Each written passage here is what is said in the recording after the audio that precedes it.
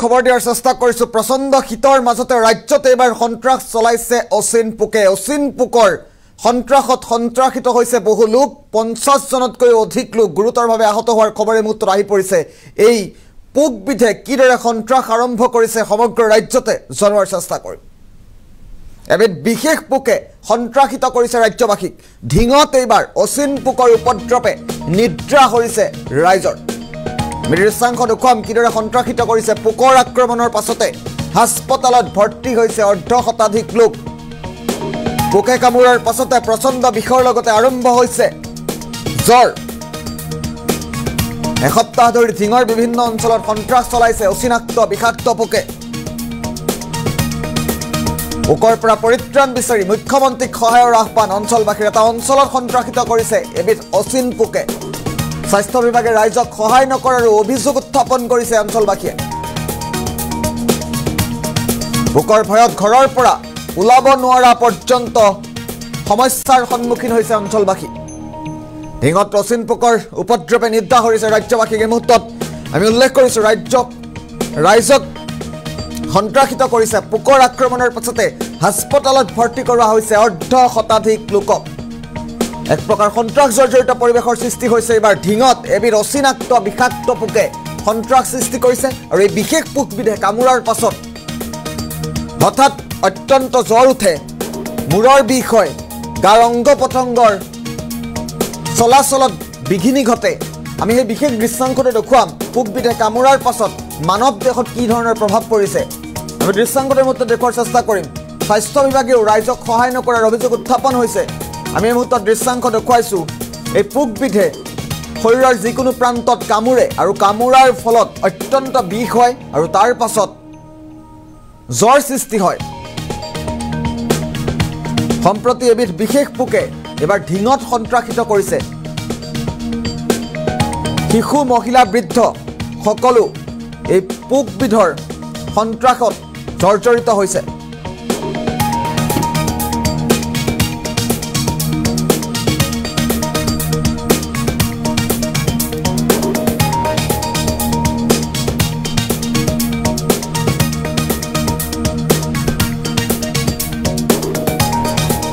আমি দৃশ্যাংশটোৰ মুহূৰ্তত দেখুৱাইছো স্বাস্থ্য বিভাগে ৰাইজক সহায় নকৰাৰো অভিযোগ উত্থাপন কৰিছে অঞ্চলবাসীয়ে ঢিঙৰ ঘটনা ঢিঙত এয়া এবিধ অচিনাক্ত পোকে সন্ত্ৰাস সৃষ্টি কৰা পৰিলক্ষিত হৈছে মন্তব্য আছে স্থানীয় লোকৰ কিছু মন্তব্য পোনে পোনে শুনোৱাৰ চেষ্টা কৰিম আমি দৃশ্যাংশটো দেখুৱাই যাম সমান্তৰালভাৱে মন্তব্য শুনাম এই মুহূৰ্তত Okay, sir.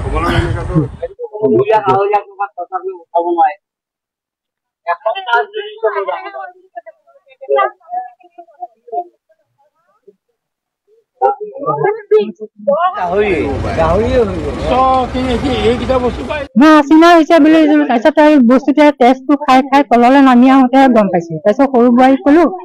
যে এইটো বস্তু কি চাচোন তাৰপিছত তাই চাই পেলাই কৈছে এইটো চিকৰা কওঁতে তাৰপিছত মই যে এইবিলাক গৰু ছাগলী চিকৰা বুলি ভাবিছো তাৰপিছত 3 দিনমান বিষত থাকি পেলাই চকুটো ফুলি গ'ল ফুলি যোৱাতে এণ্টিবায়টিক আনি দিলে আনি খাইছো 20টা মানে খালো এতিয়া আকৌ কালি পৰহি গৈছো খাওঁতে অকণমান এতিয়া মানে বস্তুটো শুকাইছে এনেকে গোটেই গা অংশ বিষ চিকিৎসালয়ত হিংচিলত গ'লে কয় হেৰি কৰে গতিকে নোযোৱাই হ'লো ঘৰত মৰিলে মই এনেকে থাকো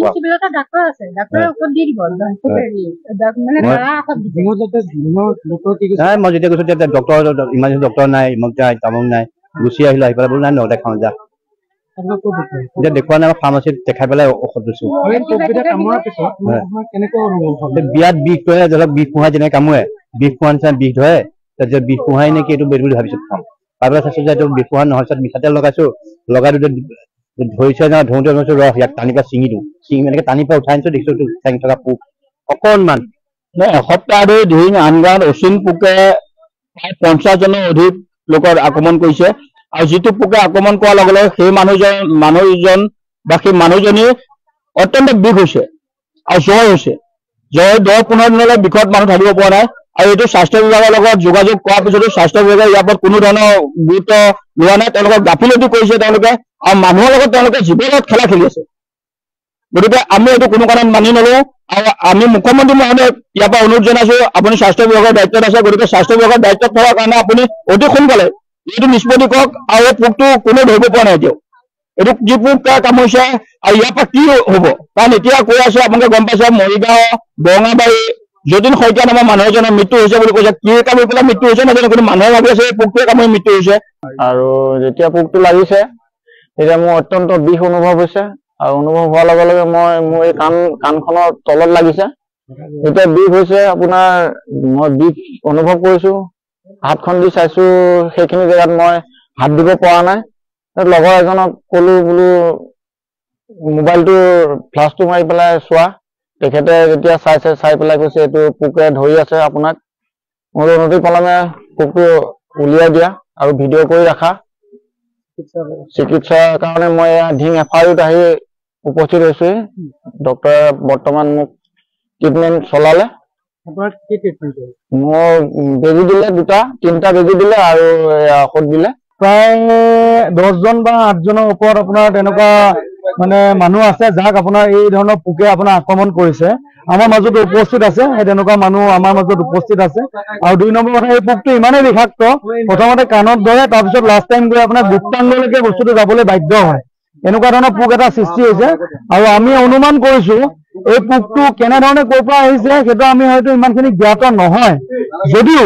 কিন্তু আমি এটা সন্দেহ কৰিছো এই বস্তুটো গাহৰিৰ পৰাই আমাৰ হৈছে নেকি এই বস্তু এটা প্ৰশ্ন আমাৰ মানে স্বাস্থ্য বিভাগলৈ থাকিব আমি বিশেষজ্ঞ দলক আমি অনুৰোধ জনাইছো অনতিপলমে আহি আমাৰ এই ধিং অঞ্চলত উপস্থিত হৈ আমাৰ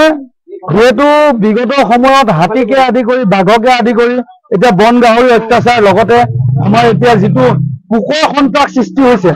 এই সন্ত্ৰাস